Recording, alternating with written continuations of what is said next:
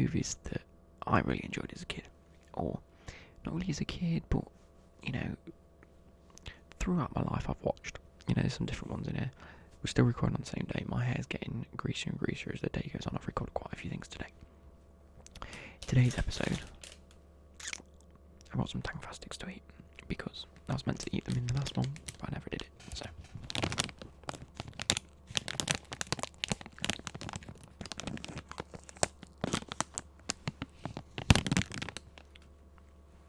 They smell good. Just something I can snack on, and then I'll grab something to eat after I've recorded.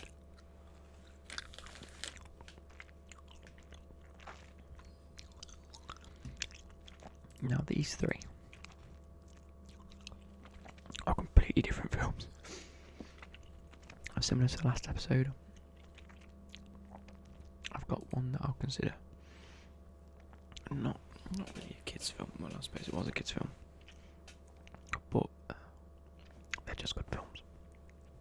One of them that I consider a lot more of an adult film.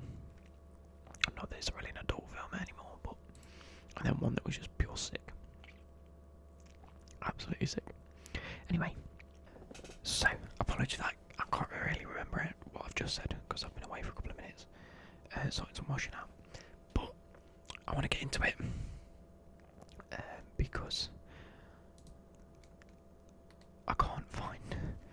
Let's go film.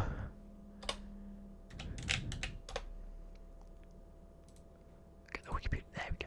So, the first one I want to talk about is The Mighty Ducks.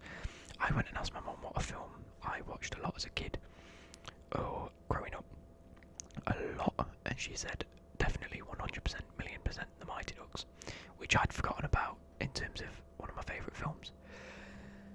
So, I think I watched it that much as a kid, but not so much as I grew older. I actually can't really remember what happened watching this, and I haven't watched it since. So, apologies if I get things a little bit wrong. Again, produced and distributed by Walt Disney. There is like a film series. There's so many of them. How many? No, there's got to be more than 3.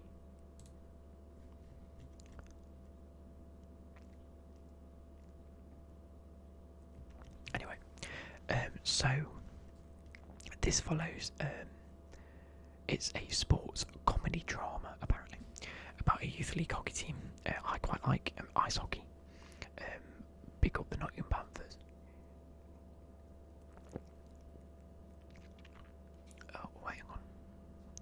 Yeah. I'm trying to find where. There, we'll talk about the plot. There we go. So, Gordon Bombay, played by Emilio Estevez. God, he's got fat. Sorry. He's the brother of Charlie Sheen. No, he isn't. I didn't know that. But he's also been in like The Breakfast Club and stuff like that. Breakfast Club's another film I can talk about, but that is a pure classic. Is an arrogant but successful defense attorney in Minneapolis. Oh, I didn't really know how that started. I didn't know this is how it started. Okay. See, I'm learning things about a film that I've supposedly watched a lot, but I just remember really liking them. But as a kid, it's probably because it's an ice hockey team and I liked ice hockey. He celebrates after his 30th successful case by going out and drinking, but is arrested for drunk driving and sentenced to 500 hours community service. He chooses to, well, I don't think he chooses to, but he has to coach the local District 5 Pee-wee hockey team. He has an unpleasant history with the sport, as in 1973, he was the Hawks' star player but struggling with the loss of his father. He missed a penalty shot, disappointing his hyper-competitive coach. The Hawks went on to lose in overtime, becoming one of their only championship defeats. So he meets the District 5 team and realises they have no practice facility, equipment or ability. So, starting with nothing, he wants to, try and get them better, make them into a team that really plays well. And their first game is up against the Hawks.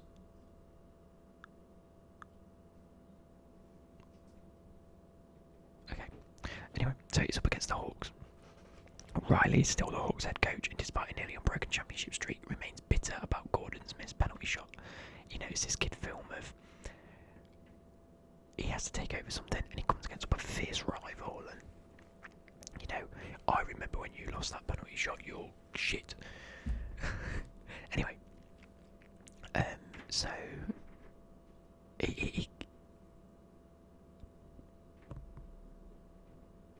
I've lost where I am. Sorry.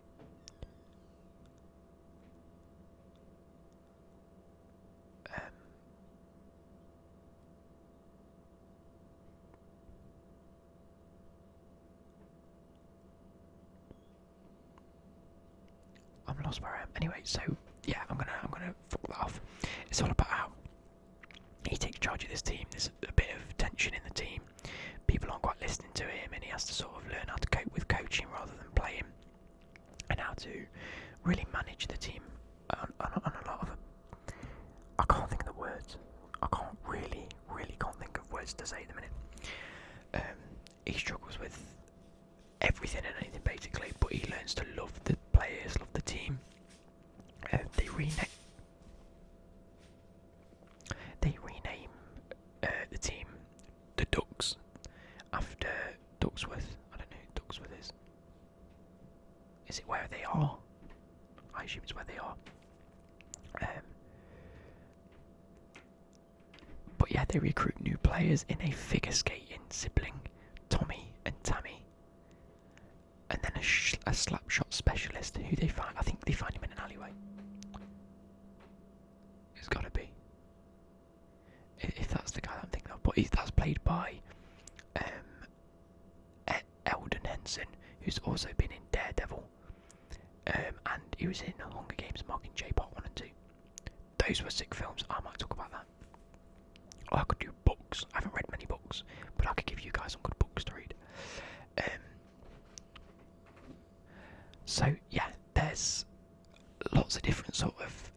He's sort of like picking players for certain attributes. You know, figure skating, probably because they're quick, they're good on the ice, whereas other players maybe aren't. But they build up this team and it gets good.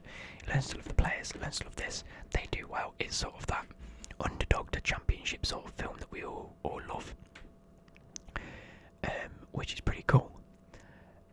Similarly to that, there's, you know, sequels to this where they get better and better. There's other things. Why does people have to be doing stuff when I'm starting recording? It does my nuts in.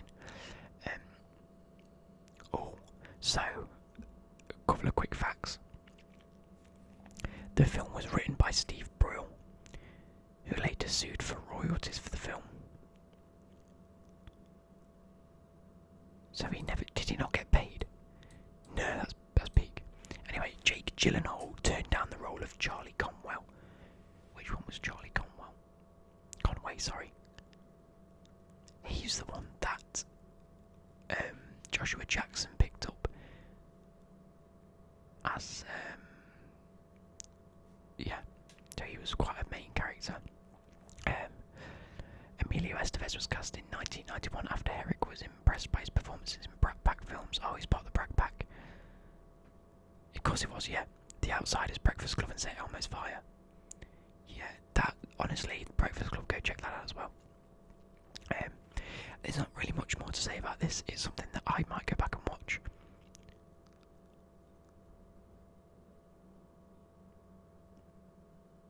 Yeah, it is quite a predictable film. I'm trying to read some of the stuff that it says here. It says it has it has feel-good goals, but only scores a penalty for predictability. Yeah, it is predictable, but it's a kids' film, so it's going to be. But the whole sort of thing around it, surrounding it, is just a good film, and it's a good film series to go and watch. It came out in '92. No, it didn't. I wasn't born until '97, so this shows sort of like what sort of films I was watching on VHS and stuff like that. Anyway, let's move on to American Pie. This is when I got a little bit older. Definitely got a little bit older. Now, you guys have to have watched American Pie. If there's anyone in the comment section right now, comment now. Have you watched American Pie? If you haven't, it is a must. If you are over the age of maybe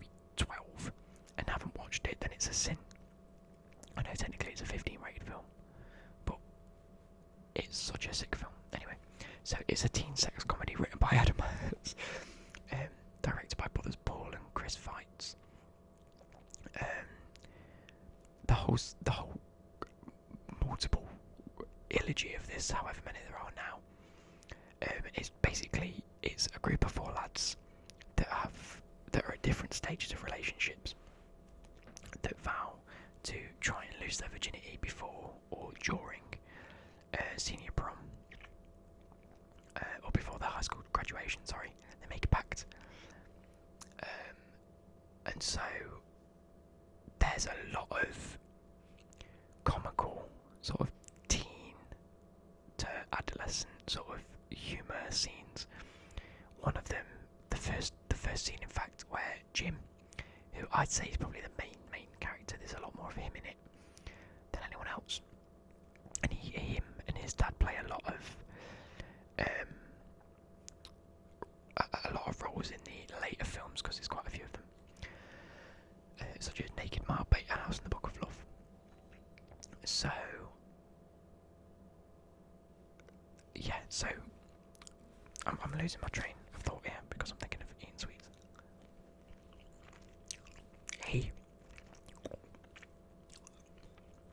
The film starts with him trying to wank into a sock while trying to illegally stream a channel onto his TV.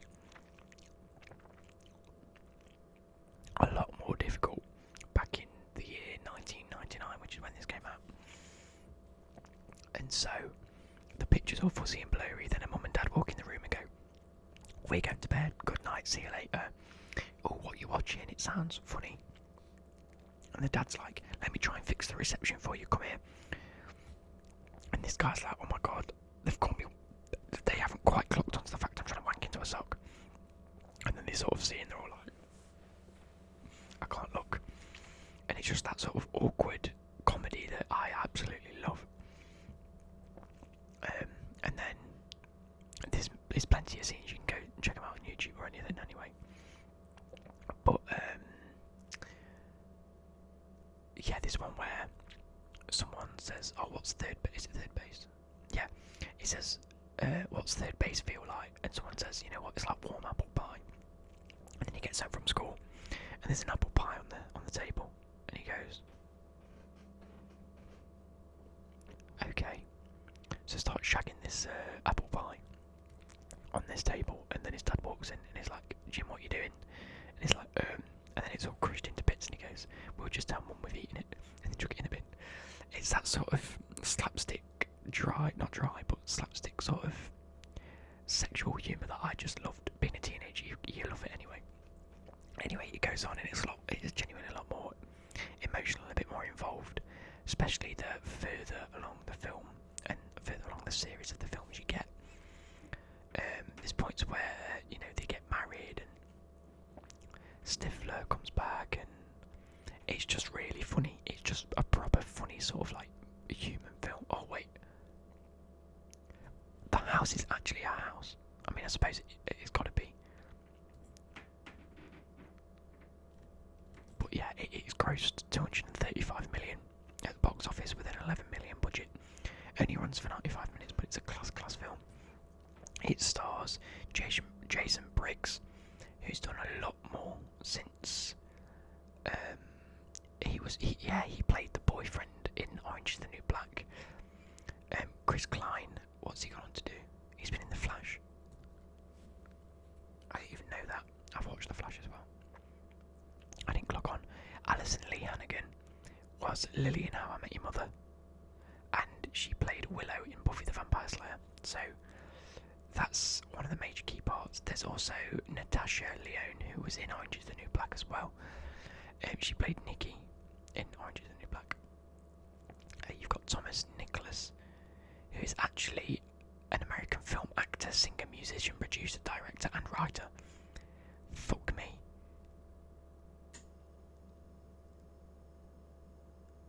Oh wait, he also played Walt Disney in Walt Before Mickey and Kevin Myers in American Pie. So he's done a lot more other than films. You've got Tara Reid, who she was in The Big Lebowski, Sharknado. She's been in all the trashy sort of funny films. I'm trying to find other people. Eddie Thomas, who played Finch. He hasn't really been in too much. Sean Scott, who played Stifler. He's been in so much. He was in Dude, Where's My Car? He's been in a more recent one as well. Let's have a look. He was in Ice Age: Dawn of the Dinosaurs. He was in Role Models. Trainwreck. Dukes of Hazzard, he was in that. Recently he was in Lethal Weapon, yeah, of course, that's what I'm thinking of. He was in Lethal Weapon. So that's pretty cool. He's been in It's Always Sunny in Philadelphia. He was on MTV Cribs. So he's a very well-known actor now. Who else? Eugene Levy. What else has he been in? Wow, he's another actor that's done so many films.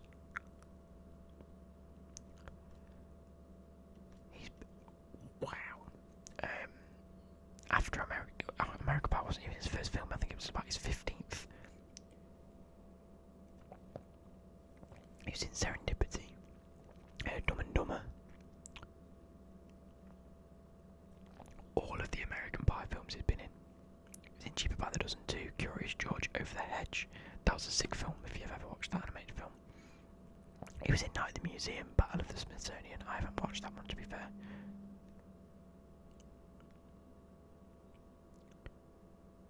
He was in Astro Boy. I think I like that film. He's in Finding Dory. But he hasn't done anything since 2016. Probably doesn't need to. Wow, okay. He's been on a lot of TV shows as well. So yeah, that's another film. If you haven't watched that, go check it out. And then last but not least, a bit of a different film for me. This is probably one that I'd call like an actual film. Like the others have been comedies or kids films. Billy Elliot was a good film, but not really rated too highly. This is just a pure good film that I don't think ever got the recognition it probably deserved when it came out in 2003. But this was The League of Extraordinary Gentlemen. Now, that is an actual comic book series. I haven't read it, I don't really read comics. But it was a steampunk / diesel punk superhero film. Imagine like a early steampunk Avengers, where you get lots of funny sort of characters that have been made by very good writers. You know, I'll talk you through the film anyway. So you've got Sean Connery in it. You've got, oh god, I'm gonna butcher this, Nasiruddin Shah, Shane West, who's also been in not too many things. Stuart Townsend, again not too many things. Peter Wilson, no, and Jason Fleming. Again, not too many known actors there in terms of other films that they've done, other than Sean Connery, obviously. Sean Connery played probably the lead role of this, who is, it's actually Sir Thomas Sean Connery, but it's sick. But it draws the works of so many writers. So you've got Dr. Jekyll from Jekyll and Hyde, who plays this. You know, he can be Jekyll, then he can be Hyde with the antidote and whatnot. You've got Captain Nemo from Nautilus, which is a fictional submarine captained by Captain Nemo himself, which is probably where Nemo the fish probably gets his name from, because he's whatever. You've got a Secret Service agent called Tom Sawyer, who was part of the Mark Twain novel Adventures of Huckleberry Finn, Tom Sawyer Abroad, The Adventures of Tom Sawyer Detective, stuff like that. You've got Dorian Gray, who is the guy that doesn't age, but his painting does. You've got a lot of things. You've got the Invisible Man, who's also there. The Invisible Thief, Rodney Skinner, sorry, that's his name, Rodney Skinner, who was a fictional novel by H.G. Wells. You've also got the vampiric chemist Mina Harker from Bram Stoker's Dracula. Lots of different characters from like really well known books and things. Let's see if I can find anything else. Oh, Sean Connery plays Alan Quatermain, who is Alan Quatermain was a character from Rider Haggard's 1885 novel King Solomon's Mines, and further sequels. So all these like novels that have created these big characters or really big side characters to many things. I think also Van Helsing's in this. Am I wrong? I think I'm wrong.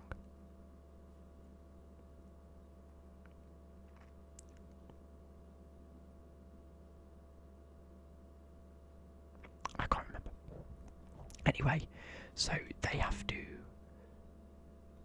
Who do they have to go after? Alright, okay. No. What's the plot? Sorry.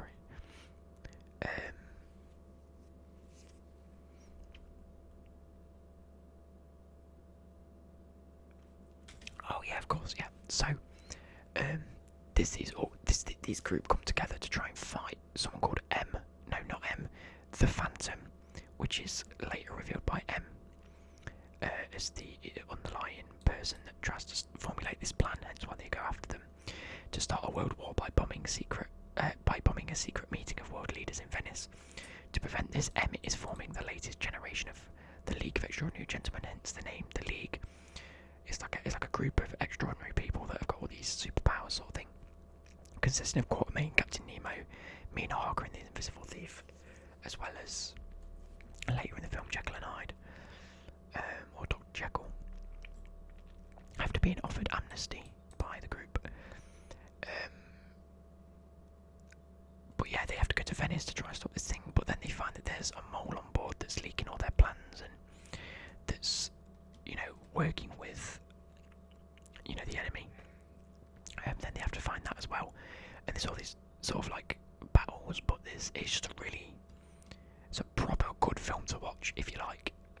If you like the Van Helsing film that came out in sort of around the same sort of period, you'll know the. Oh, what was I gonna say?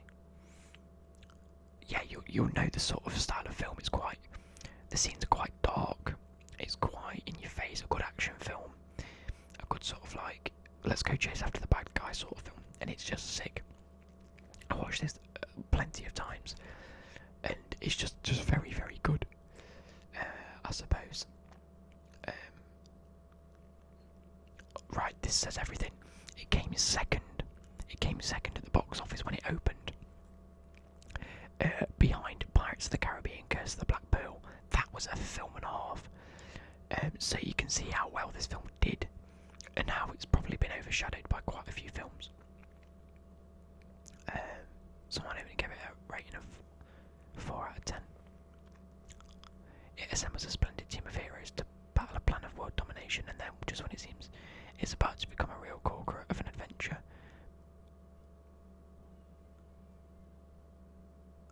yeah, I don't agree with that. Anyway, so from this list, I definitely recommend, if you're, sort of 12 and up, definitely go watch American Pie if you haven't already. If you want a film to watch that hasn't really got a sequel to it, you just want to watch a film, go and watch League of Extraordinary Gentlemen. It is sick. I'm sure you'll be able to find it somewhere on the internet. Just sit down and watch it.